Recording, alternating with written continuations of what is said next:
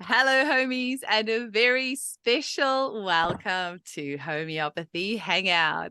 I get to hang out with my number one homies on my team, the lovely Sarah Scott. Hi. And Nicole McConnon.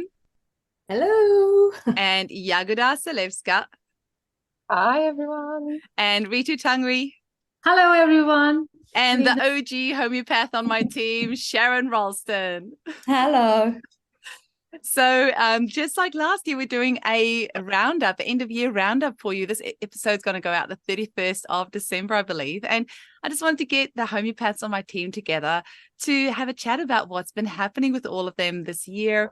Any exciting things that they have discovered this year, any interesting books they've read, basically just an excuse for us to get together and have a chat.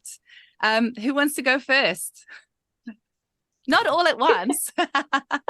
I'll talk. My clinic this year has been full of detoxes, kind of continuing on from last year. There's been lots of requests now. I feel like people are becoming more aware of it. So it's less practitioner driven and more client driven, I found this year, where clients are coming in and they've already got that information and knowledge saying, I had 10 courses of antibiotics before the age of 13 for recurrent ear infections or UTIs or whatever it was. And, since then I've had lots of antihistamine use or whatever it is. And they're coming in saying, I've had above average use of these medications. And, I'm wondering, is it affecting my gut or is it affecting my histamine response and things like that? So they're coming in now and sort of requesting to investigate that further and seeing if it's necessary for them, which has been really refreshing because you're not sort of starting from scratch explaining this process now. I'm finding it's becoming more and more popular. And on the flip side of that, I'm finding because it's becoming more popular, people wanting to detox absolutely everything in their environment and their lives, which I'm not a fan of and I don't advocate. And just trying to find that balance. Like I'm quite passionate about people really getting quiet and comfortable with their body, their system, their mind, their emotions, everything, and listening to themselves and seeing what actually needs treating versus everything needs treating because we don't have that trust in our innate ability to heal and rebalance ourselves. And we don't always need a remedy for everything. So it's kind of finding that balance. There's a lot more people requesting it, which has been lovely. But then on the flip side, more education about just, your body knows how to do this. And sometimes it needs the support of the remedies and other times it doesn't. So I'm finding that a lot this year. That is just such an incredibly valid point that you've made. And I also just want to say that Sarah's been the one that's been really good with doing all of the Ton Janssen courses. And then she's been feeding some information through to the rest of us as well, which has been really good. And our team has been really amazing this year with catching up every Friday. Every Friday, 9 to 10 a.m. West Australian time, we have our catch-ups where our team get together and we talk about, difficult cases, what we've learned, all these sorts of things. And Sarah, I just have to say thank you, especially to you, for all the feedback that you've been giving us from all the Ton Janssen courses that you've done. And whenever you have like a hot tip, you're like, okay, guys, this is what I've learned. And then we all get to benefit from that, which has been really, really exciting. Does anybody else want to say anything else about seeing people becoming more aware of homeopathy and then wanting to treat everything when it probably doesn't necessarily need to be treated? Have any of you seen that in your clinic as well? I have, and especially with the parasites, everyone needing a parasite cleanse. And you had, who was it on, who spoke about that on a podcast? And it was really good to have them on to help explain that, we actually don't need to get rid of every parasite because there's a lot of good ones as well as, so it was really interesting and good for people to hear that, to not just think because every child and everyone, they just wanted to get everyone in and deparasite or parasite cleanse. Yeah, it's so true. I'm seeing a lot of that, especially with the chemtrails at the moment. We're having you can call it what you want, chemtrails, contrails, I don't know. There's aeroplanes going through the sky and there's long trails being left behind them. And I'm seeing that even where we are out here in the Wop Wops, and people being really concerned about that. Yeah, I mean, you can detox every tiny little thing in your environment, but you sometimes also need to just realize that your body, it has got an innate intelligence and it is going to heal itself. What I would say for that one, a little bit of advice. I don't know if any of you have done this. I haven't yet, but I've told lots of people to do it. I'm good at telling other people what to do and they're not do it myself. But leaving a glass of water outside when you're seeing those things being sprayed and then making a remedy from that water, it's pretty easy to do. So that is something that you can do if you wanted to detox from chemtrails. Yeah. And I think just as well with this whole idea of, we don't need to detox or give a remedy for everything, because the idea is we want to be building up the individual's system and building up the individual so that they can withstand their environment. Like, we can't control the environment around us. To a certain extent we can decide what kind of food we're eating, how organic it is, how local, all that kind of stuff. We can control our emotions and our thoughts about our environment, and a lot of that's going to impact on our health in general. But the things that are happening outside of our control, we have to be able to exist within that if we're going to exist in this wonderful country and this world. And I think we have to, there's a lot of education needed for clients to say it's really about building up themselves. So with constitutional care, with miasmatic care, with really classical treatment as well, so that we can build them up and build us all up so that we can withstand our environment and thrive in it.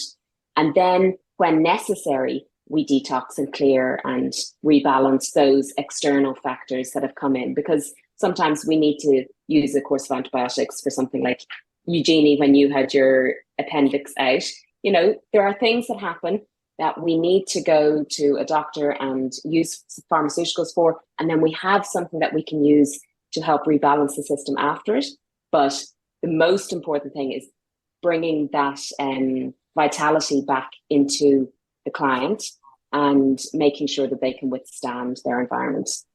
Exactly. It's very true. Okay. So I'll take the lead now. So basically, I think I'll start with a discussion that I had with my son. My son's just about to turn 18, and he was asking me, actually both my children do ask me the logic of homeopathy, because they're in that stage and age where they're questioning me all the time, and they can see that faith, that unshakable faith that I have in the system of medicine, and so they do test my patients a lot regularly. So today he was saying that, for example, if you got some dirty water, sewage water, and if you remove the E. coli, we do not get infections. So how do you think that water carries a memory? Because it's not carrying the memory of the E. coli bacteria, is it? Or the pathogenic bacteria.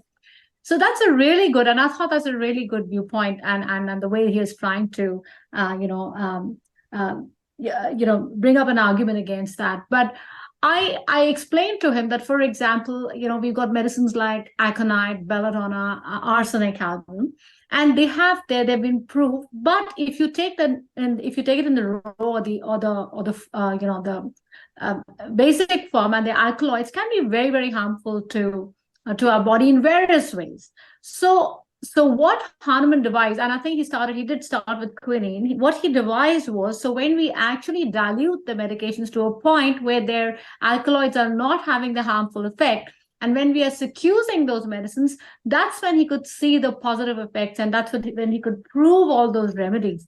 So therein came the water memory, and therein we started discussing about how water, so each time also I was telling him, let's say, got a thought in your mind, the water does have a very powerful memory, and Eugenie has done a few podcasts on that as well. So how water does carry a memory of the, of the agent or whatever thought we provide it with, and how it then has a healing effect. So our vector could be water in this case, sometimes alcohol for medicating potency, sometimes the saccharin, the sugar of milk, anything could be the vector.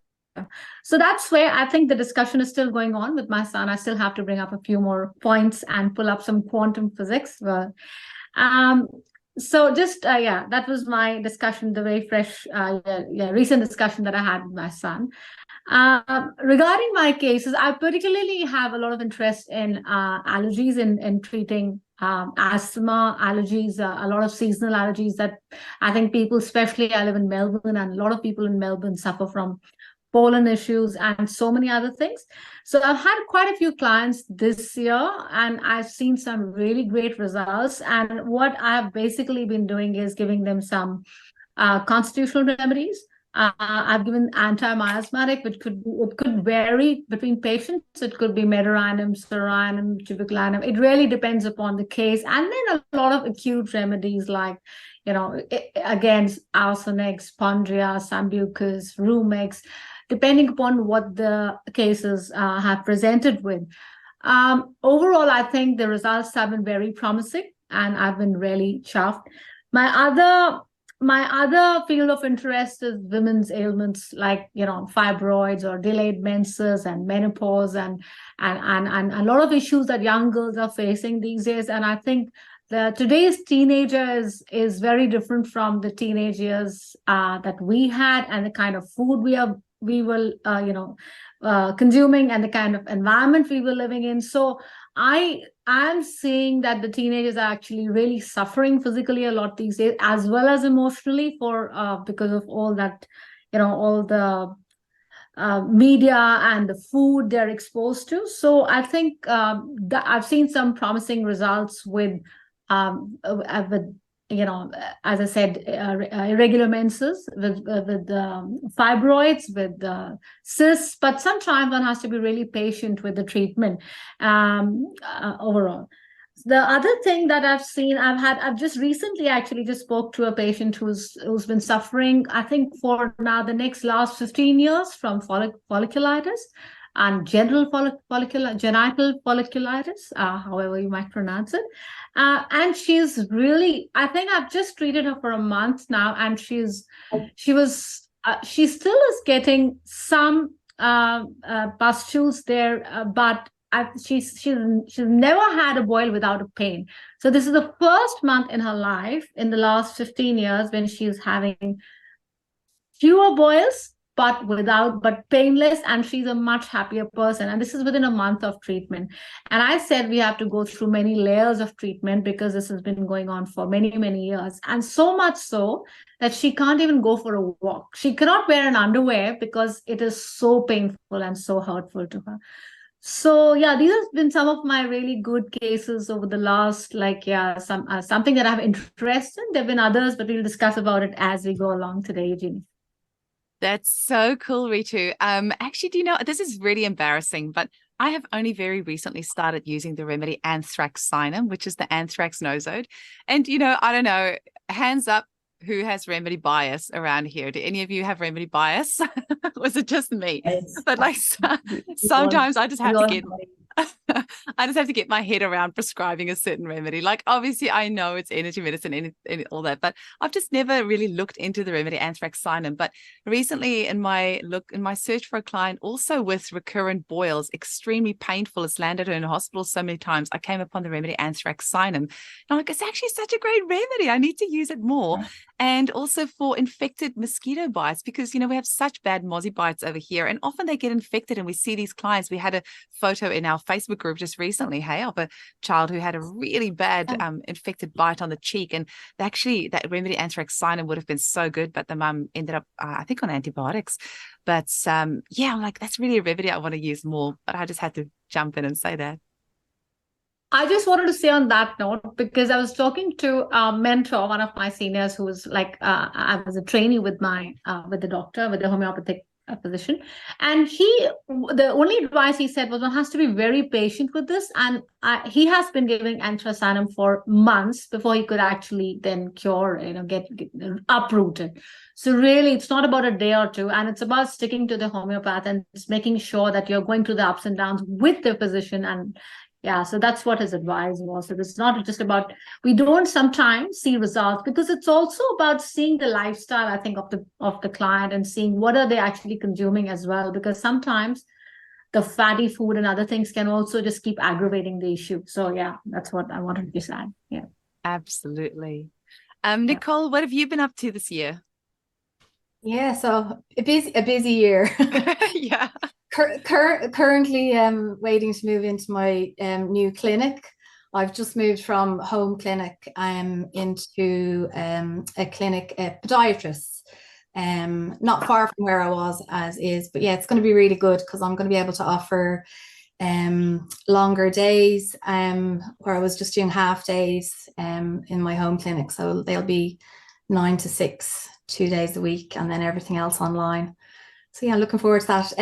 I this year I've been busy. I've done a couple of courses. I've done some of the Tanya Jansen webinars myself and catching up on some of that. And I also earlier in the year I did the Mike Andrews Working with Children with Autism series. And that was really, really interesting. He's really good homeopath to have worked under or to have done that course with. So he's on a bit of a mission. I've got his book. He's yes. very good. Yeah. He's a really good guy. So yeah, that's been interesting. And as we're doing energy medicine, even though I haven't put that out there, I've been attracting children with autism. So which has been quite interesting too. So having some really good results this year. With kids, I have one little boy in particular that I can think of off the top of my head now. Mom noticed significant changes and regression after his 4-year-old vaccines. Sorry, actually, it wasn't after the 4-year-old ones. It was actually after his 12-month ones.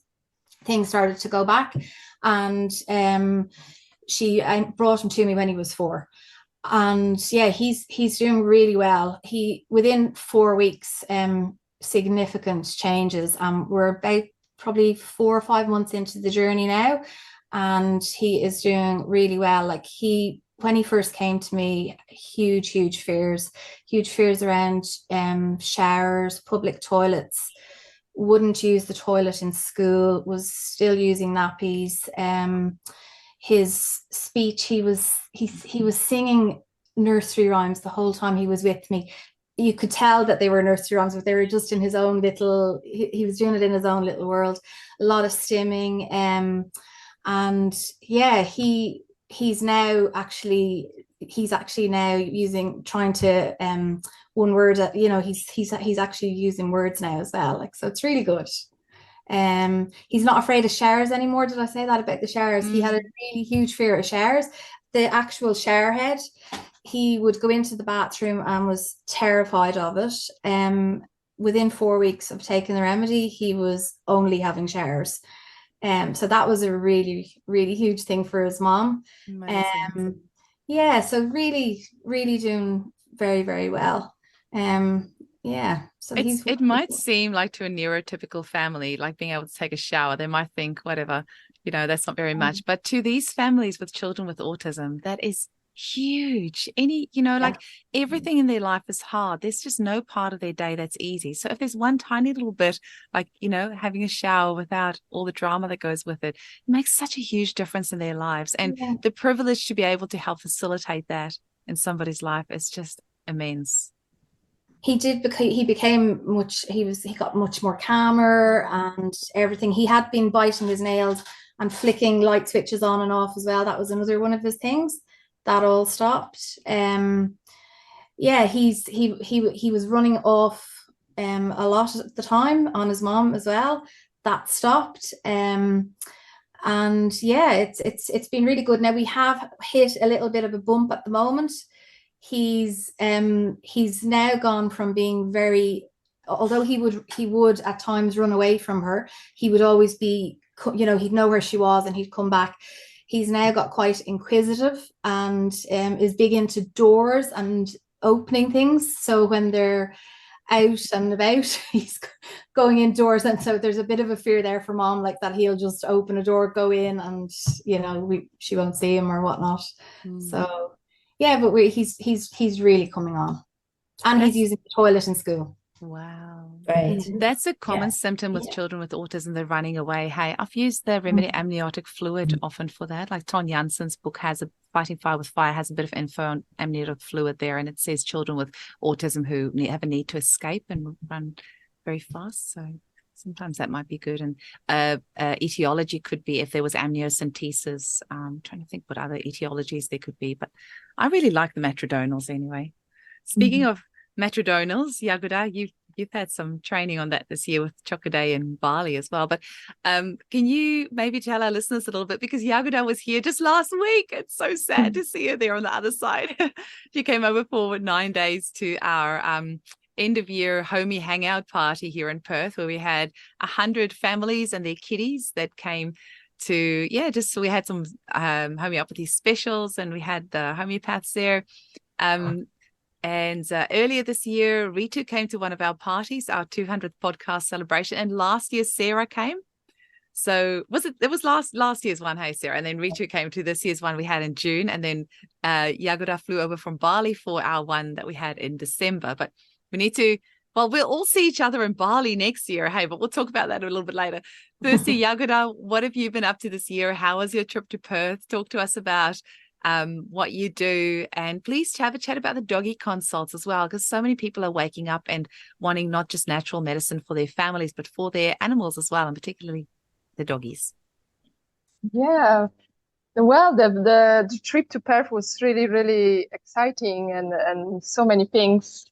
And the party was like full of moms. I felt a little bit overwhelmed, when you come from Bali and it's so quiet and peaceful here and being surrounded by so many people. But yeah, it was amazing to experience and be part of it. Sharon was there as well. Yeah, it was super busy. Everyone wanted some advice, and we were like jumping in between and trying to help everyone. So you were running, Eugenie, like, with all the testing and remedies and serving food at the same time. It was really, really great energy, great energy, and so lovely to meet all the moms. And Clary was doing her job so well that the kids didn't want to leave. The party Fairy Cara is amazing. So that was great. And yes, matrimonials. I got them sometime, like few years back. I started being interested when I saw a first book. Actually, one of my friends who was translating a book by, I forgot his first name, but the surname was Witter. He's a Swiss homeopath. And that was the first time I came across matrodonials. But here in Bali, there was some webinar, like a daily webinar on matrodonials. And really, I start using them more and more in my practice. And I see they are like a core remedies for many people, like for adults, for kids, because we all had those elements.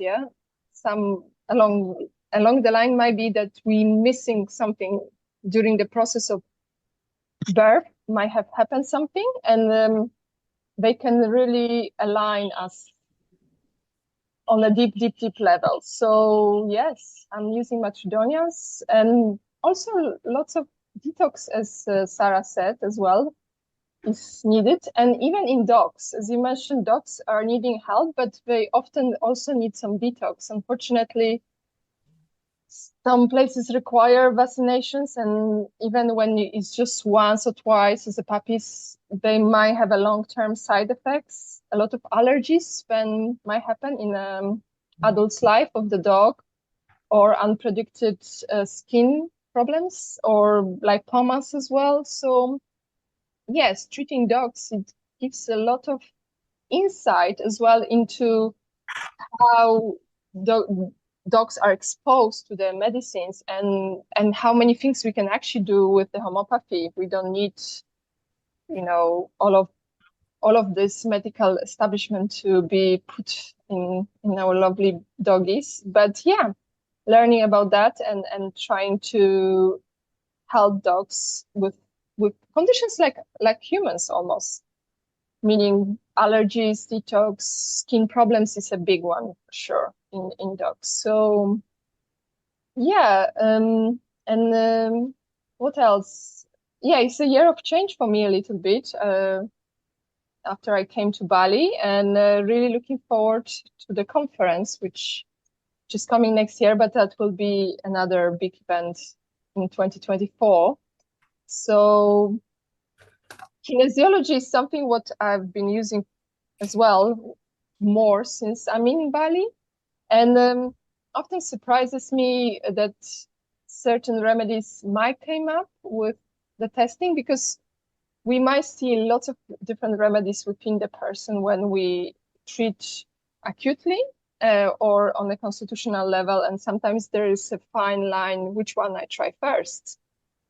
And I must say that doing a lot of acute consultations, the rate of success increased significantly for me by using kinesiology. And sometimes it might not be the remedy I would think with my mind that would be the first one to try. So yeah, I had an interesting case with a condition which was treated as an acute, but obviously it was going towards chronic state called bullous pemphigoid, which I never came across before, which was like a big bubbles on the skin with the liquid inside. And within 2 weeks, we managed to actually manage that condition with the remedies which were not really indicated for it in a way. But again, what we do with homeopathy, we individualize treatment. And there was a lot of anger and stress within that person. So going back to the cause and addressing the cause. And when it's emotional, it might be the strongest indication for the remedies. So we really want to go back and see what actually happened before the symptoms started. I find this a lot, that, you know, we tend to have allopathic mind often about, oh yeah, I have catarrh, I have cough, I have this, I have that. But let's stay focused and let's go back. What was going on in your life before all this occurred? Why don't we address the emotional layer, and whatever physical happened after that emotion, or actually sometimes suppressing emotion, then the body will follow. So I always say, if your mind is in a better place, your body will heal by itself, and not necessarily this nitty-gritty of each physical is needed when we know what's been going on for the patient, and we can address individually that core cause, the deep etiology of the problem. That's beautiful. And Jagoda used to use pendulums, but she's become so confident with her kinesiology that she doesn't need pendulums anymore. So she's given her pendulum to me. And while she was here in Perth, she showed me how to use it. And I've always been just a little bit skeptical. I've actually this year realized how skeptical I am of like everything that I do on a daily basis. I'm like, but this bionetics machine shouldn't work, but this remedy shouldn't work, but this pendulum shouldn't work. And then, you know, so I think it's also important to stay in this constant state of questioning and skepticism, and not just take everything at face value, but to question things. So I have Jagoda's beautiful pendulum that she's left with me, and I'm going to be practicing and playing with that. Look forward to watching. You'll have to show us. I will do. Now, Sharon, the OG homeopath. This is also this year I learned the term OG. My children taught me that means original. I think the OG homeopath, who joined my team in April 2021, because it's been 2.5 years, or was it 2020? Was it? It's been, I know it's been 2.5 years, so whoever can do the math. 21, I think. Yes. Okay. Yeah, that would be right. Yeah, April. What have you been up to this year? And I just have to mention that Sharon and I have both done, like, as you all know, our whole team are passionate about professional development. So we're always doing courses, often different courses, and then we feed each other bits of information. We always have 10 books on the go at the same time.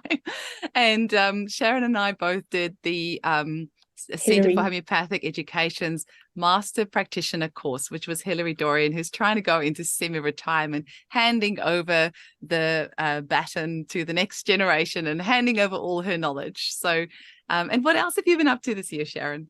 You know, this year I've actually had a lot of new people to homeopathy, which has been quite fun and exciting, because they often phone and through COVID and suddenly questioning, the jabs. They've suddenly thought, hang on, what have I been doing all these years when I've just gone along and, taken the next load of antibiotics or taken this or looked for pharmaceuticals to fix everything. And they've suddenly realized there's another way. And so it's been quite nice having these mums with their young kids suddenly realizing, oh, there's something else. And to explain, that with fevers, they don't need to just fear them, that fever is there doing something, and how to try and support them through it. And I know exactly, my oldest child, he started getting febrile convulsions at about 13 months old. And it was terrifying. And I just shudder to think of what we did to him, because we just learned to suppress that fever as soon as we thought it was coming. We had suppositories. We lived in Kenya. We had used suppositories. We'd put Panadol down. So it's honestly, this poor child, and he is the least well out of my children. He's fine now as an adult, but when he was growing up, he'd always be the one to catch this, to get that, to have a sore tummy and all of that. And I'm sure it's just because his little immune system got so suppressed when he was younger. But at least, I can explain and say, I hear you. I know how frightening it is, but just sit with them, be with them, and be quiet, calm. And at least we can give all those homeopathic remedies, and to teach them that there's, great remedies to support fevers. And for them, it gets a bit frightening with, I think, the whole group, because they're so gung-ho and they feel absolutely everything, like Sarah was saying, everything needs detoxing, everything needs treating.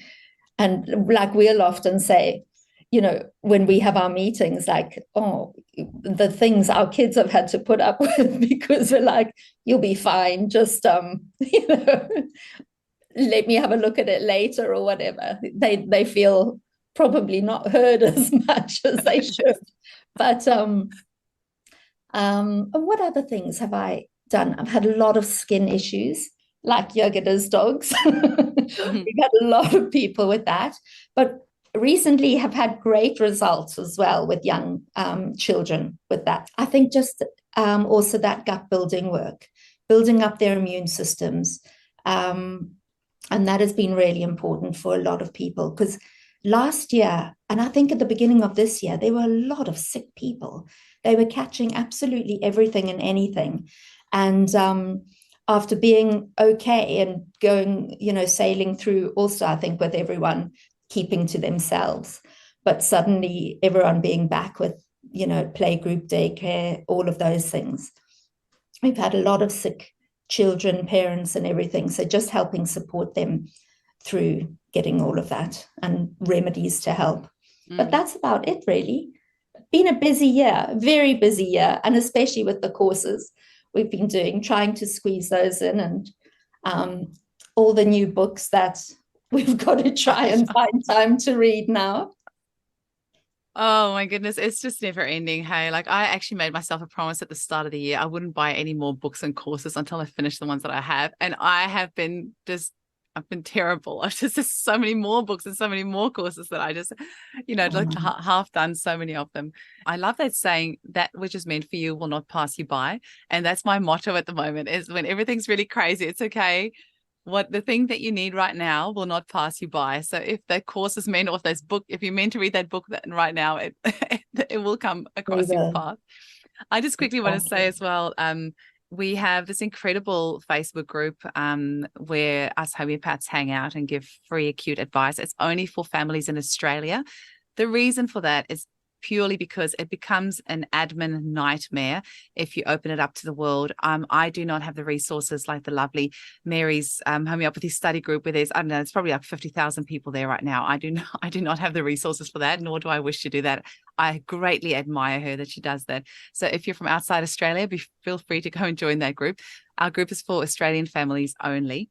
And I would say out of our group of close to 2,000 now, I'd say maybe 90% are in Perth now, 80% are in Perth, which is really nice. So when we do have our in-person catch-ups, it is really beautiful to get to see all these people in person. Yeah. And it is sometimes a little bit tricky, because sometimes our mums do want to treat absolutely everything. You know, if their child has been exposed to another child with gastro, you know, it's a post that we see there often, you know, can I give my child a dose of arsenicum as a preventative?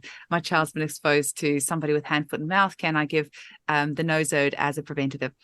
Now, I always try to just put myself in the shoes of these mums of when I was a new mum as well. Now, I've never been an anxious person. It's just not my personality. But I have to say, when I had a newborn, that brought out probably some level of anxiety in me for the first time in my life, because suddenly, like, you're given this little human and you're like, who gave me this child? Like, and how am I allowed to be left alone with this person? And, you know, am I equipped to look after this little being? So you do start questioning yourself. And so I do try to be gentle, because I, you know, did get worried about things as well. And sometimes, like I always say, give a dose of arsenicum. If your child's been with some kiddies who have had diarrhea and you're worried about that and that's something that causes you anxiety, give them a dose of arsenicum. Just a single dose. It's not going to do anything. If it makes you feel less anxious, then you are more able, in a better headspace, to, you know, to look after your child. Whereas if you don't give it, you're going to feel really anxious. But then after a while, as your children get older and you see that, you know, especially after 1 year, when I managed to keep my son alive for 1 year, I was like, okay, I've got this. He's still alive. Then your confidence grows. And then after a while, you're like, oh, you know, literally, I only gave him belladonna for a fever the first year. I've never given them remedies for fevers ever again after that. Whenever they've had a fever, they just write it out. And they're so incredible now. My son literally just goes to sleep and he just doesn't want to eat anything. He'll drink something. And I just say to listen to his body. And he's 12 now. And it's the most beautiful thing. He's so in tune with his body and what he needs. And I'll just ask him, you know, Joshy, what do you feel that you need right now? It's like, Mom, I just want to lie down. I just want some bone broth. Or, you know, like, he'll tell me what his body needs. And it's this all we could possibly hope for. Hey, because when they're teenagers later on and they get offered drugs and alcohol and things like that, and they're like in tune with their bodies, and they're going to go, actually, this doesn't feel great. Or, you know, well, that's the hope anyway, you know. I know Sharon's laughing because her children are, No, I'm not laughing. Yeah, adults. And they're like, yeah, you just wait until they're like mid-20s and you'll sing a different story then, because they'll do whatever they want. And Ritu's just on the edge there. Hey, the kiddies are just heading out of school. So, so I'm very aware of the fact that I'm like just very careful of what I'm saying here, because I still have a long way to go. But I think, yeah, there's a very fine line between wanting to treat absolutely everything versus just letting the body run its course. And I think homeopathy is safe enough that you can give a dose here and there that's going to make you feel less anxious, but maybe just try to, like we always try to go, what's the reason behind that? What's the reason behind that? And what's the reason behind why you want to treat that particular thing? And if it's coming from a place of anxiety instead of a place of empowerment, then maybe just re-question why you needed to do that, and see if there's other things that you can put in place to not make you feel anxious. But this is, I have to say, ladies, this is where the Illego scan has been life-changing for me. And I know that I have started becoming the Illego scan evangelist. Apparently I'm not allowed to say that I do this. So I don't know. I've had John Gamble on the podcast, who is the Australian license holder for the software, and he's talked about it and he's still okay. So the software is obviously authorized in Europe as a diagnostic tool for all sorts of illnesses, but in the TGA in Australia have said that we're not allowed to say that we use it. So I don't know. It's very weird. I can't say on social media or anything like that it's something that we do, but basically, we just need your blood, your height, and your weight, and we can do this scan on the palm of your hand, and it tells us what your heavy metal, mineral, and vitamin levels are like. And I have to say, it really has been a game changer in my clinic, and it's been a game changer for my husband and for my kiddies as well, and myself, and just getting a snapshot of what's actually going on in our bodies. And then using John Gamble's various heavy metal chelates to help chelate these heavy metals out of the body. And I found that really, really helpful. So I'm in very early stages at the moment. I've done about 35 scans now, and I'm 6 weeks into doing this. So I'm just a baby Illego scanner, if there's such a thing. But I'm looking forward to doing, like, scanning these clients every 3 to 4 months or so we can see what their heavy metal and mineral levels are like. But it's really given a lot of answers to a lot of clients of mine. The reason I like it is because with hair mineral analysis, it gives you a snapshot of what the body was doing 3 months earlier. Also, if you're a bad excreter, through hair mineral analysis testing, you're not really going to get a true reflection because your body's not able to excrete those metals. So what's showing up in your hair is not really a true reflection. And with a blood test, it's telling you what's coming and going in the venous blood, whereas the oligoscan is actually telling you what's in the tissues at this present time. So I really like that. Well, there's some people who need to see those tests, don't they? Who need to see those figures and numbers to believe, I think, or to understand it. So it's really useful for those people, I think. Yeah, definitely. And that was where my frustration was, that I found people will go to their naturopaths and do all this testing, and then they'll be so compliant because they have something physical in front of them that tells them this and this and this is low. And so I feel with the oligoscan, it's really great because I can say, this is where your levels are at, especially with our children with autism, because most often they have very low zinc and very high copper.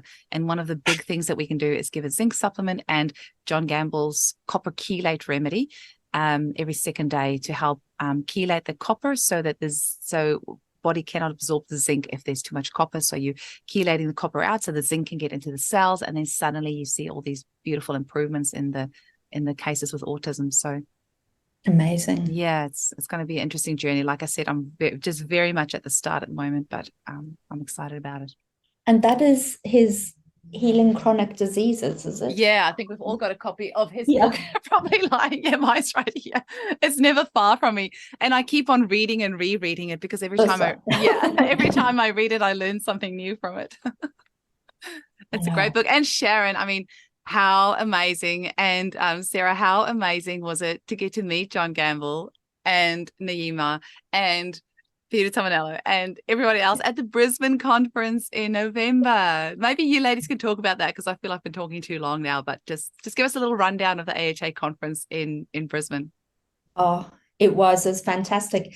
Especially I've got Naima's little book on her ear infections, and she did her master's in in autism, and spoke about her main feeling of what she causes is paracetamol, Panadol, Nurofen.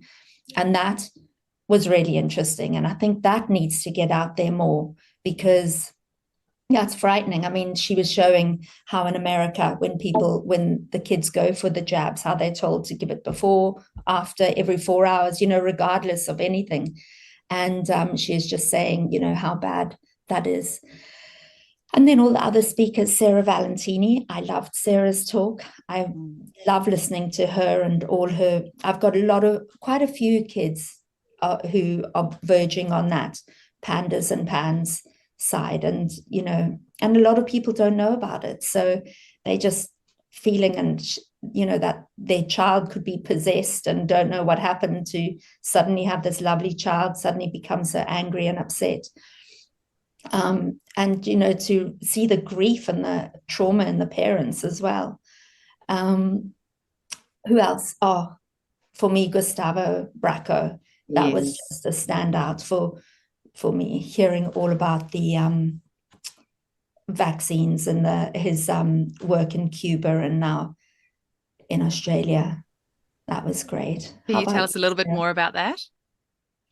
Well, all his graphs, those you need to see to be able to understand how incredible, and how they treated all the people in Cuba for leptospirosis in, I can't even remember, was it 2004 or 7?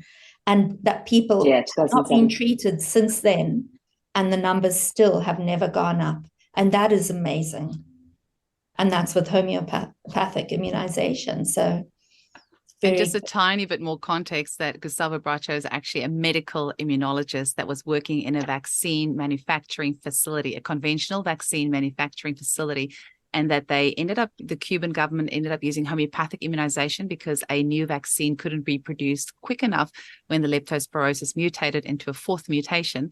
So they homeopathically immunized 2.3 million people in the areas that were worse off. So the low-lying areas that were most at risk of leptospirosis, those areas had an 84% improvement in symptoms, whereas the areas that were not at risk, that did not receive homeopathic immunization, had a 22% increase. Yeah. And then they did the rest of the country. Yeah. Since then, it's all been good. It was like 10 million people or something like that in the end. Can you remember the stats, Sarah? I think it was 10 million. And to say the original group they did in the countryside area, that was the worst hit. They did those just over 2 million people, and they had them immunized homeopathically in less than a week.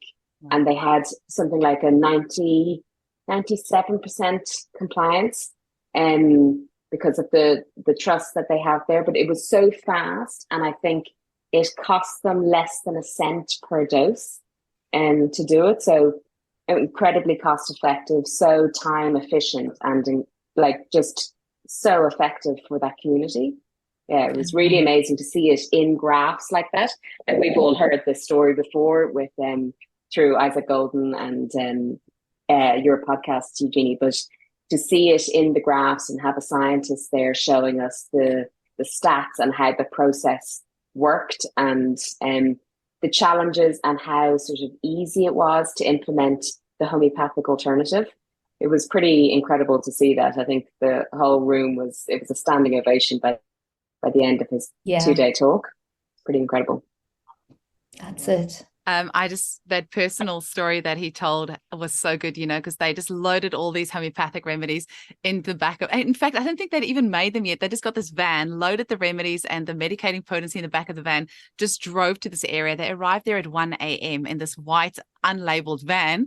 And then Gustavo was saying the police turned up because they had some phone calls from neighbors of this white van that's like parked in their street. And the banging from the banging, that's right, from the percussion in the back of the van. The police turned up, and when he explained what they were doing, the police was so, grateful, and that they ended up going and supporting Gustavo and his team to actually get the remedies out to all these homes. I mean, I don't think there was a dry eye in sight. They had, after the police turned up the first time and sort of said, okay, yeah, we understand what you're doing, this is great. Then about 2 hours later, the sirens turned up again. The police were back with sirens on, and they were like, oh, what's going on?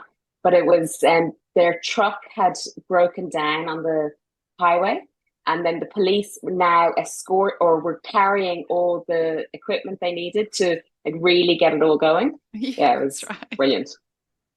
Oh no. What were some highlights for you, Sarah? Well, like Sharon said, the speakers were just incredible. It was so great to hear all of them talk.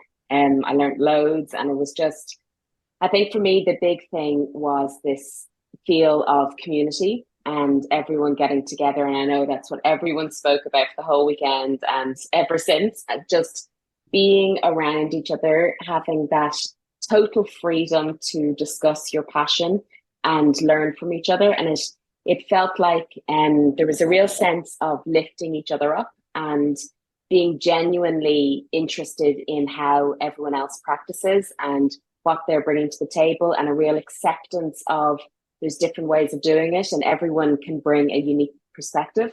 So for me, I think I've had this real feeling in this second half of this year of really wanting to support other homeopaths, and this sense of like, there's just so many new, exciting young homeopaths coming onto the scene that are doing things so differently with so much energy and enthusiasm. And it's kind of phenomenal watching their growth and how they're transforming the business side of running a clinic and getting the message and help out to the community. So I feel the conference really, I think, brought that idea to life, because we were physically with each other and able to just discuss all things homeopathy for 3 days straight, which was pure heaven. But there's this real sense of us all over the world connecting and supporting each other. I've been buying a lot of things from different homeopaths, and people are offering courses and kits and books, and people are just throwing themselves into it. So for me, the conference was just the sort of physical realization of that wider community that is really growing at the moment. I know. And being able to have a drink with all these people, those speakers, and have that being able to chit chat, and that was really good fun. And people were generous with saying what was working for them. It was great, to say, oh, this, some people doing consults with 4 people. And so doing it like a little group, and then that they have each other to talk to in between, and the homeopath only checks in once a month.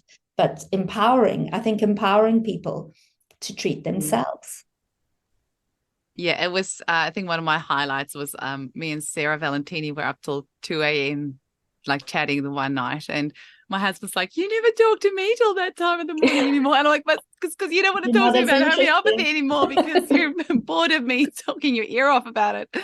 But yeah, getting to actually meet these people in person was amazing. And yeah, it was really surreal. And getting to see Dr. Isaac Golden and Leah Golden. I mean, they're just such bright sparks with the most incredible energy.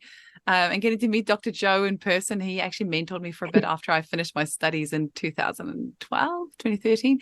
And so helped me in a few tricky cancer cases, actually. So getting to meet him in person, which was very nice. And I mean, Peter Tamanello was just incredible. And yeah, John and Naima. And I actually shouldn't have started naming names because now I'm just like really worried that I might leave somebody off. And everyone else. It was, the AHA committee did a really great job, and actually getting to meet some of the faces behind, the one who are doing all this hard work at the AHA. And Martin Pleasance. It was so nice to have Martin Pleasance there. Oh my God, yes. And Jerry Dendrinos was just, that was like, when I hopped off the plane, and then Sharon was there, and then she's like, oh, and Angela, and then she's like, Jerry is arriving soon, and I'm like, oh my gosh, I get to meet Jerry in person. So that was really we cool. had like a celebrity bus. Yeah, and then Peter Tamanello turned up, and then Susanna Sheldon turned up, and then we were like, okay, we're gonna have to get a bus now to get to the hotel. We're not going to fit in a car anymore. So that was really cool. But I just want to segue from that into our Bali conference, because I think it was Nicole or Sarah Scott's fault. I can't remember who of you, but one of you teased me in June and said, hey, Eugenie, you should have a conference in Bali. One of you, who was it? Sarah, I think. Yeah, one of you made this smart ass comment about, hey, Eugenie, you should organize a conference in Bali. I'm like, okay, I will. And so in September, I did another quick little, because June, my family and I went over to Bali, and then made a quick little trip over in September, caught up with Yagura, and we viewed 5 venues in 48 hours. I literally had a 48-hour trip to Bali because it's only 3.5-hour flight for us. Came back, we found the most incredible venue, and the tickets was released last week. So unleashinghomeopathyconference.com. I don't actually know if there's any tickets left. It's going to be quite a small, intimate event with 60 of us. Colin Griffith is coming, Declan Hammond, Janie Laval's going to do a cacao ceremony, Denitsa Appeline's going to do like a homeopathic constellations for us to clear all this scarcity mentality that's always been around homeopathy. Hilary Dorian's there. I'm going to make a confession. My whole driving force behind this whole conference is actually just to get to meet Hilary Dorian in person. So there, I've said it. And Yanita Venema is going to come over, and now once again I'm like, who else is coming? Ian Watson, Ian Watson. No, he's not coming anymore. He's had some prior commitments, but he's promised me he'll come for 2025 if we have one then. But it's going to be incredible. And so I managed to get Sarah Valentini on board, and Ren Lloyd and Marcus Fernandez to help me organize this. And just the way that it's all come together has actually just been quite magical. And all of you have got your tickets and your flights all ready to go. Well, Yagura will be there already waiting for us with open arms, but it's going to be incredible to hang out with all of you in September next year. It's going to be so fun. We're all looking forward to it. Absolutely. Anybody else learn anything else interesting this year? What about our proving that we did earlier in the year in your clinic with Sally? Well, how about you tell about that, because they're actually in bloom at the moment. I keep seeing photos everywhere. So you tell us about that, because I don't like when I'm talking too much. No, it's all good. It was so much fun. So we did this proving over 2 days. There was myself, Eugenie, Sally, Amy, and Amy, yeah. And yeah, we all got together in one room, small room, with our little bowls and triturating it was incredible 2 days, wasn't it, Eugenie? We proved the remedy, we proved the plant Australian Christmas tree. Actually, is it West Australia? It's West Australia. It's actually West Australian. Sorry, it's actually, yes. And I believe Sally is going to have it in the. It is. It's in the Is it all- newsletter, is it in and the it's called. newsletter? It's the Nunetia floribunda. Don't I seem fancy now? Yeah. So she's got she said she would go with the traditional name. Okay. Yeah. Yeah. And So- it's flowering at the moment, and it's just exquisite, absolutely exquisite. So I you know. probably see it out near where you live, or Not in where the we are. I think area? Amy said where she was down south, they had it there. But I don't, we might have one or two around here. I haven't physically seen one. No, I haven't. I haven't. Oh, on the way to the airport, they're all out. Okay. Okay. Okay. Okay. So we'll have to try and get a photo and post it so everyone can see. It was quite a funny one because we, as we were curating, like, I don't know, we kept on talking about conversations of death, hey, and we kept on, this Dumb Ways to Die was the song that kept on coming up, and we were like kind of joking, and, you know, as you're doing it, you're like, are we just being silly, or is this actually part of the proving? And because it was a blind proving, we had no idea what we were triturating. And we could see it was a plant because there was like some little bits of leaves and stuff, but you couldn't really make out what it actually was. And when we found out afterwards, it was the West Australian Christmas tree, which apparently the Noongar Aboriginal people, when they pass away, their souls go and sit in this tree until the next wind or something comes past, which then takes their souls into the afterlife, something along those lines. So it was actually quite interesting that we kept on talking about death so much while we were triturating, and that was, you know, what the substance was. Yeah. Yeah. Amazing. That was a really nice little intro, because that was my first ever trituration. I'd done a proving before, but not a trituration. And it was the bit of a journey for me on getting a bit more in touch with my own intuition. And so since then, I've joined Dinitza Appeline's proving group, and we've done a few more remedies: the mastic gum, the petrified sequoia, the survivor tree. And then I became a little bit braver. I had a really interesting case this year of a boy who has got autism, and he doesn't speak, but he can sing all the words to the Coldplay songs. He's got a few words that he says. He's 15.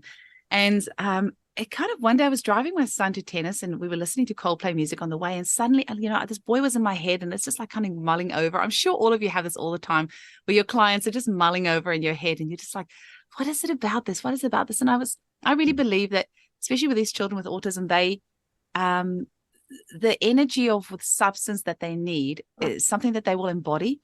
So you might have a child that likes to keep hiding under blankets, and they might need like a remedy, like a Slater or something like that likes to burrow and hide under things or whatever. And so I'm like, okay, well, this child I think is expressing the remedy that he needs. And suddenly I thought, hey, we should make a remedy of Coldplay's music. And I was like, we should play this music into a vial and then like dilute and succuss it. And so I, of course, called the trituration queen, Dinitza Appeline, left her sent her a voicemail. I'm like, hey, can we do this? But I'm not confident enough to do this by myself. So will you do it with me? And she's like, Eugenie, you're not going to believe what the next remedy is that we're going to prove. I'm like, what? It's the flower of life. Now, anybody who's watching on Rumble, I'm not even going to say the YouTube one because they keep on taking my videos down, but anybody watching on Rumble will see the flower of life behind me, which happens to be the cover of one of Coldplay's albums, A Head Full of Dreams. And so when I told her I want to make a remedy of Coldplay's music, she was just blown away because she was busy making the remedy of the flower of life.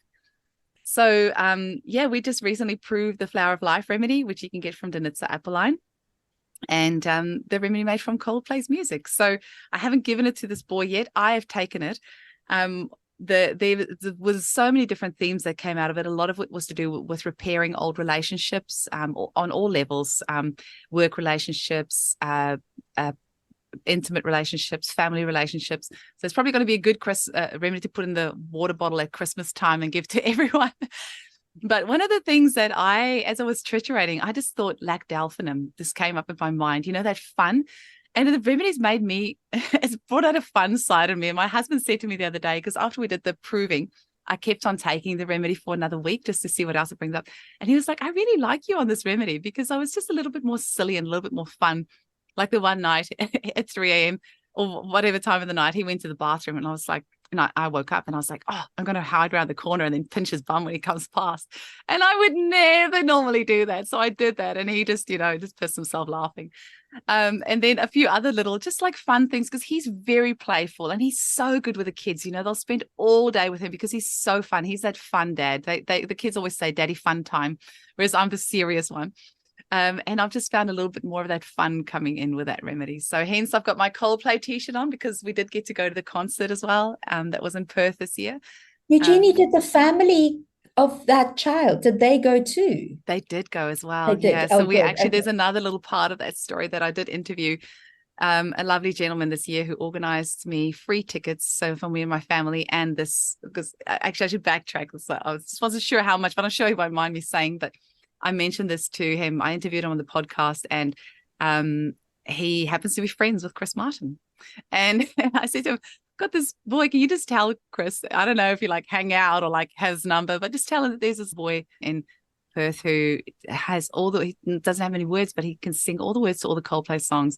And just tell Chris that his music is making such a huge difference in this child's life. And then Chris messaged this guy back who told me, guess what, Chris has gotten free tickets for you and your family for the amazing work that you're doing, and for this boy and his family as well. So it was the most incredible night of my life. And I tell you what, like, I love this podcast so much, as I've met the most amazing people, but it's cost me so much money to produce. I stopped counting at $20,000. I like refuse to count anymore. Like, that's how much it's cost me. But luckily, Martin Fernandez from CHE has come on board, and he's paid for some advertising, which has really helped the show so much. Manny Norland from School of Homeopathy has paid for advertising as well. We've had Mel Dupre did a really nice contribution, a very generous contribution to the podcast this year as well. We've had some people that have donated on Buy Me a Coffee and on Patreon. And so anybody who's been out there making a financial contribution, thank you so much, because I think the contributions are probably up to maybe about $6,000 now. So we're not breaking even just yet. It's still very much a loss leader, but one day it might break even, but that's not what it's about. But anyway, so to have received these free tickets, it was like literally the universe giving me like a little warm cuddle and saying, good job, Eugenie, you deserve this. Just go have fun with your family. And I had the best night of my life. And now I'm going to stop talking about Coldplay, because literally they are my favorite band. On my Spotify end of year list, it says that I've listened to Coldplay for 3,980 minutes this year. So, wow. And I'm in the top 0.01% of their listeners on Spotify. I love them so much. So I'm going to stop here, because it might be kind of time for us to wrap up, because I know some of you have got consults after this, but just give us a little like rundown of like your main takeaway from this year, your main thing that you've learned, your main thing that you want to tell our listeners. Who feels like going first? I will. Yay! Look at you, Nicole. Woohoo! Yeah. I'm just thinking of. I'm just going back to the group, and I'm just thinking about like the amount of acute and amount of sick children. I know we mentioned it earlier on in this show, but maybe if people actually think longer term and not just for those acutes. There's been a lot of sick children. My children are 11, 12 and 19 and have rarely been sick this year. Like really they don't get sick. And I feel that that's down to the constitutional treatment. So while it's great that we have got these remedies to treat acutes, and that's what obviously the group is fantastic for doing, like for people being able to take out those kits and giving their remedies, we've got to think longer term as well, like that we having a consult with a homeopath is really important for building the person up, and so that they will become less susceptible to picking up all these coughs and colds, and if they have got chronic conditions that maybe we can help to lessen those things or completely alleviate them as well. That's one thing. And also the importance of follow-ups. People are great for committing to coming to see a homeopath. They'll come once and they will do quite well, a lot of them. And then they don't realize that they should have come back like 6 or 8 weeks later, even though you may have told them. And then it could be 3 months, 6 months later, and it's like starting all over again. Where had they come for that, I always say to my clients that very first follow-up is nearly more important than the very first consult, because in the first one we're just getting to know you, and the second one we kind of have built up this, we know a bit about you. We can see where you've gone right or wrong, if the remedy has instigated any changes or not, and if we need to change and whatnot. But I personally think that second appointment is nearly more important than the very first one, and that it is a bit of a journey. So it's just one of those things that don't just go and see a homeopath once.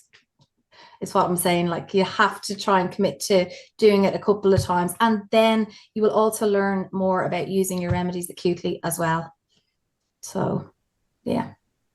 Yeah, those follow-ups, they're so important. And you know what? You're worth it. You're worth it. Like, just invest in your follow-ups. Put some money aside. Put that time aside.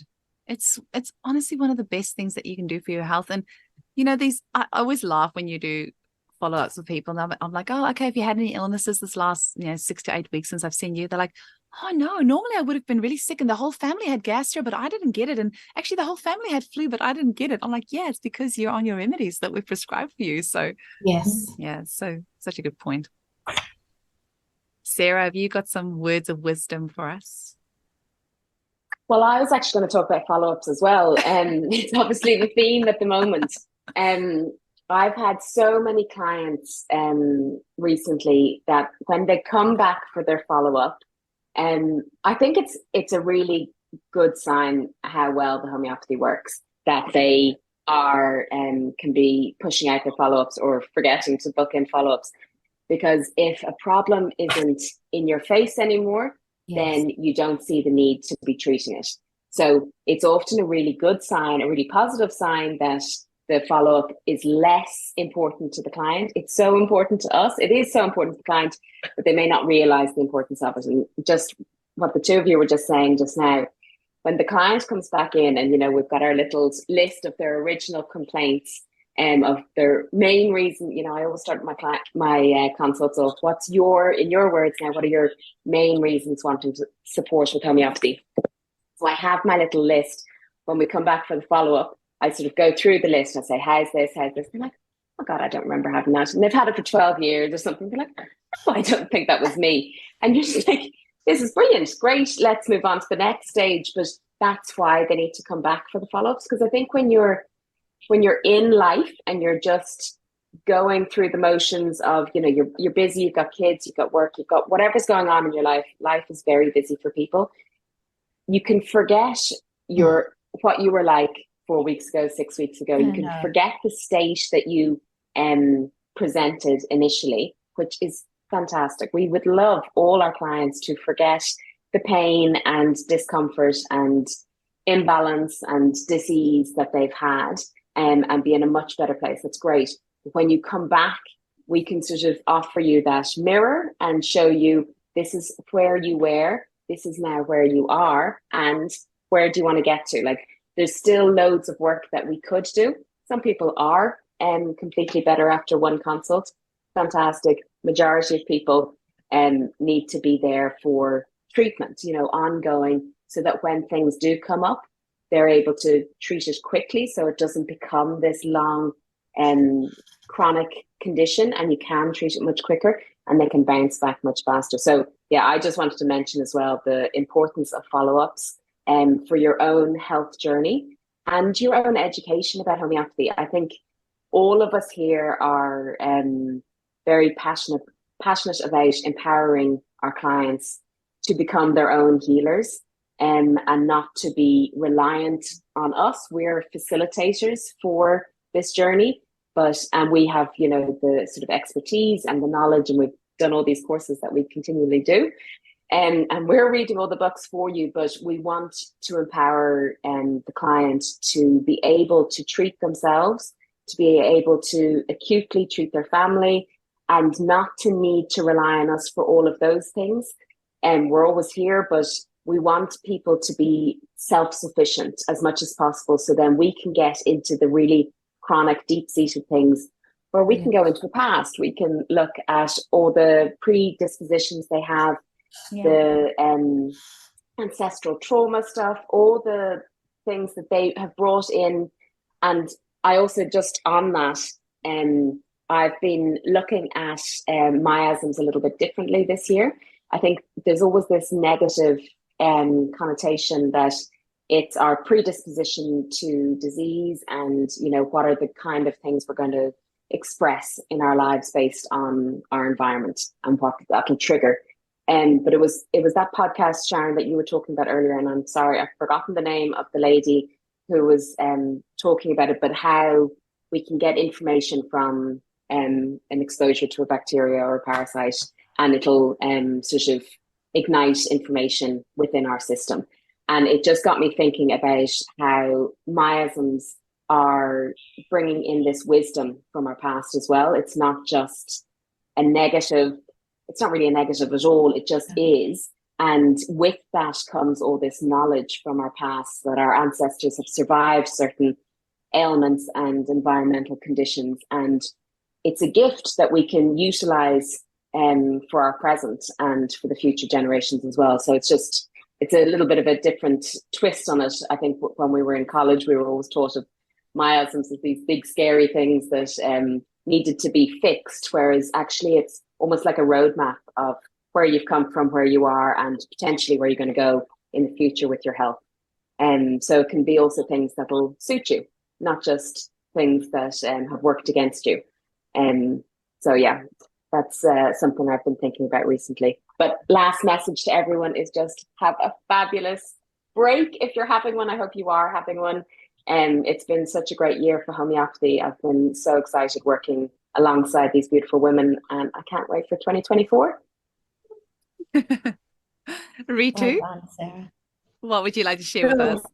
My quick a couple of 2 cents. First of all, I must say that we've got a beautiful team, and we've got such a lovely underlying thread of sharing and giving, and such a positive energy in this team. So I think it keeps us all going. And I want to thank Eugenie and all our team members, Sarah and Sharon and Nicole and Jagoda. And I mean, it's been such a pleasure. I've joined you all this year, but I really enjoy every moment of it. And sometimes many times I'm not available on Friday meetings, but I do miss it a lot. And I hope that I'm able to make up to the meetings next year. Hopefully, that's one thing.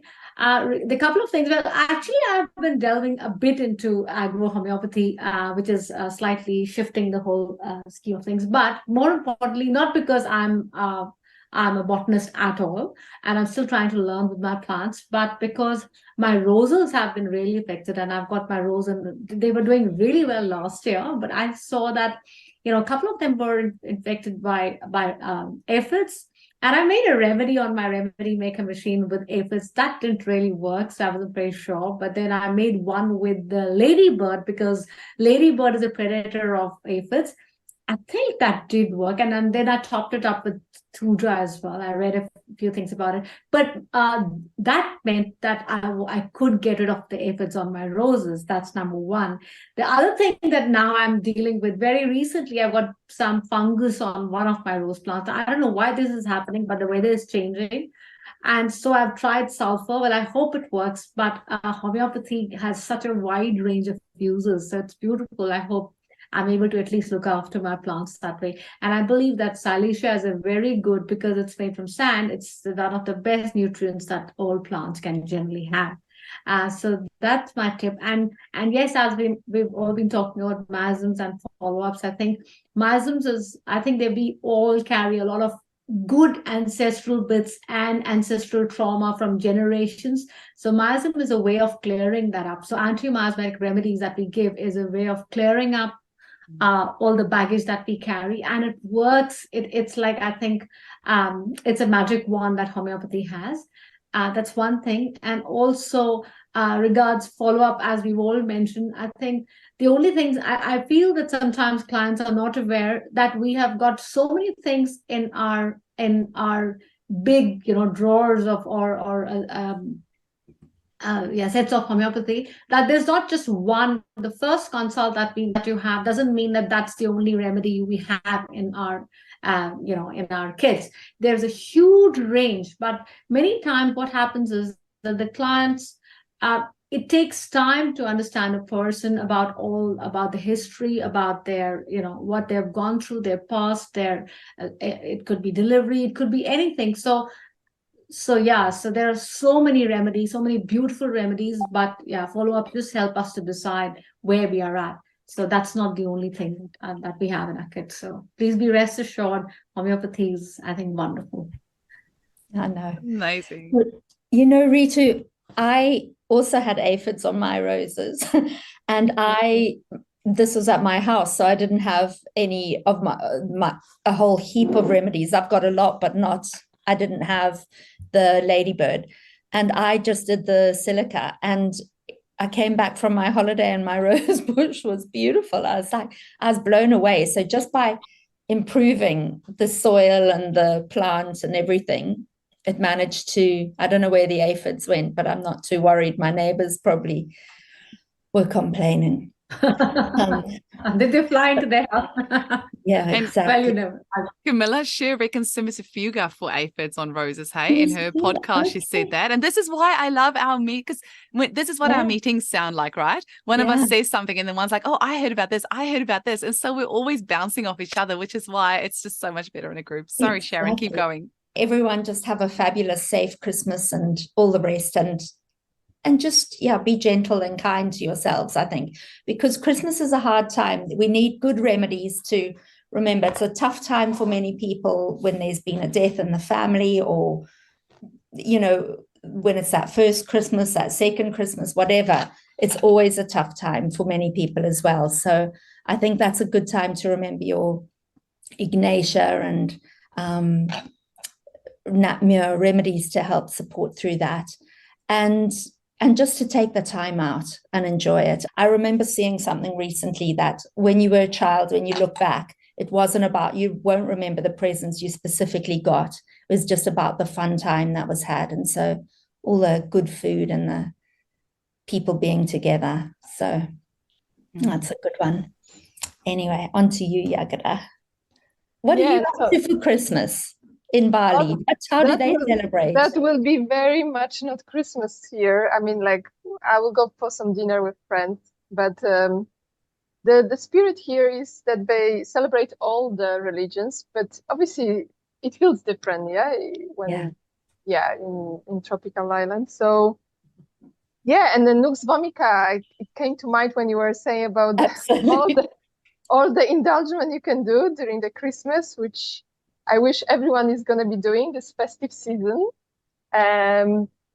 Because we all trying to stay in balance within the year, but Christmas time is Christmas time. We can be healthy, and in that path of healing, we can allow ourselves a little bit of everything, a little bit of things we enjoy, and maybe go a little bit off balance. So then we can actually see how strong our body is to bounce back, So, just to say that I'm really grateful to be part of the team. I've just been literally 2 months, on the team. So really 2.5 months, now. And really, really grateful for that and learning a lot from you, all of you. And thank you for that. And looking forward to meet all of you in next year in Bali, but we will talk so many times before that. So feels like I know you already. Only met Eugenie and Sharon, but great for that. And all the best for everyone for the next year. Thank you. Well, we are just so blessed and so lucky to have each other. And I hope this conversation inspires the homeopaths that are listening as well, that, team up with another homie, and it's just so much more fun when you get to do it together. Like, we have the brain power of 6 professional homeopaths on our team. And I just want to put a little something here as well, that I know that I've got the big mouth around here, so people tend to know my name a little bit more because I'm a bit louder and make a bit more noise online and everywhere else. so often people, they reach out from all over the world and they want to have a booking with me. And then I say to them, I'm really sorry, my books are closed. And I'm like, I'm really sorry, I can't, because it's just not fair for my current clients. And then I tell them, go book with one of the homeopaths on my team. And they're like, no, I want to book with you because I've resonate with you. And I kind of get that. But I just wish people could understand that between Sharon, Jagoda, Sarah, Nicole, and Ritu, you've got the most unbelievable team of homeopaths that you could be booking with. Each of them offer a 15-minute free consultation. So, go and do a 15-minute free consult, a free phone chat with them. And just see who you resonate with, because that's what homeopathy is about. And you might think that you resonate with me, but seriously, go have a chat with these other ladies. We all have a slightly different way of doing it. We kind of practice mostly the same, but then we all have our slightly different flavor and areas of expertise. Ritu is the queen of biology. So, she really understands how the body works, and she's got a degree in it. So, and she's written a book on homeopathy, and she, has graduated 20 years ago, and she's got all these knowledge over the years. And Nicole, I don't know if we can mention, but Nicole's gone through some pretty unspeakable grief. And she has as well as having an incredible passion for children. And I just think that if that's the kind of consult that you need, like, she really is going to be your gal. Sarah's sister is a midwife, and she wanted to be a midwife herself, and she has incredible knowledge on the perinatal period. And she's also recently done a hypnotherapy course and all sorts of other skills. So, have a chat with Sarah, because she's got an incredible skill set that you should draw on.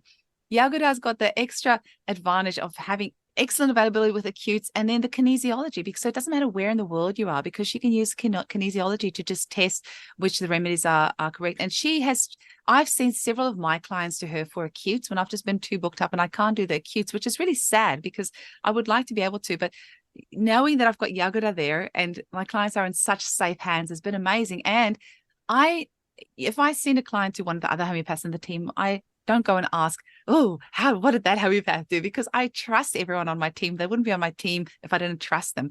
But because these clients will email me back and they'll say, I really loved my appointment with Jagoda, or with Sharon, or with Sarah, or with Nicole, or with Ritu. They will just spontaneously come and tell me. And I'm like, yeah, obviously they're on my team. So obviously they had a great consult. But it's been great, the acutes that I've referred to. And it's also for the dogs, Jagoda. Jagoda prescribed a remedy for my dog as well, because our female dog we've had some issues with. So that's been good. And Sharon, that you've got that added advantage of your kids just being that bit older, they're mid-20s now. So I just feel that you have that wider scope. You can see that bigger picture, like the eagle soaring in the skies. It's got that big picture view of exactly, what's going to happen. And you can say to these mamas with little babies, your kid's going to be okay. I've been there. I've done that. I've been through all the stages. You got to be all right. So each of us have a slightly different flavor. So I just want to say, we've got this incredible thing of doing a 15-minute free consult. Just book a free consult, have a chat with these incredible humans who I hand selected because I freaking love them so much and admire them and learn so much from them. Have a chat with each of them, see who you resonate with, and find that homeopath that really, is the one that works for you. So I like how you put your hand up like a good student, Ritu. I just wanted to add that we all resonate with you. Yeah. No, well, do you know what? Luckily, not everyone does resonate with me, because that wouldn't be a good thing either. Like, I like that saying, if you try to please everybody, you'll please nobody. And I am totally okay with the fact that some people probably hate my guts and probably don't want anything to do with me. And that's great, because we need little bits of everything, little bits of everyone. We've all got different ways of doing things, different ways of case taking. Like, I actually think I'm a little bit scattered, because I definitely have a bit more of an ADHD type brain. So I sometimes think my clients must be like, what the hell? Because I'm like asking them a question, they're telling me these things, and then I like shove a chart in front of them with colors and I make them choose a color. And then, so whereas I know the rest of you are more methodical. So you'd be like just sitting there, like just listening and listening, so I'm not everyone's cup of tea, nor do I wish to be. And we all have different styles of prescribing. And actually, I sent somebody recently to Jagoda, because this particular patient is really into yoga and meditation and all that sort of stuff. And I'm like, you have to go see Jagoda, because she does all those stuff. You will vibe so hard with her. And so it's not like, just go and have a chat with these incredible, beautiful women on my team who are so caring who will do anything to help you, and who are working so hard on continually doing professional development. Oh, well, Eugenie, thank you, because honestly, we all love being dragged along for the ride. Kicking and screaming. No, not kicking and screaming. No. We're all quite fine and happy, but your energy is ridiculous. Exactly. We all want a little bit of that. Whatever we were not quite sure what it is that you're on, but like, yeah, the remedy Coldplay. Oh, yeah. Listening to all of you. I'm not going to lie, I'm fading a little bit. This year was a little bit rough. A month ago, my family had an intervention with me. Literally, my husband and the 2 kids sat me down and they're like, you cannot keep working this hard. So I have made a deal with them that from 6 p.m. onwards, the phone and the laptop goes away, because it just was there the whole night. So that's not happening next year. Great. Yeah. Oh, so good. That's good. We'll see how long it lasts. Yeah, I know. I'm saying that too. Oh no, you should. Well, ladies, I love each and every one of you so much. Thank you for being part of this wild ride, and thank you for all your support in our beautiful Facebook group and helping us to create such an incredible community. And all the best for you for the new year. Thank you. Thank you. Have a lovely new year and Christmas. Take care. Thank you.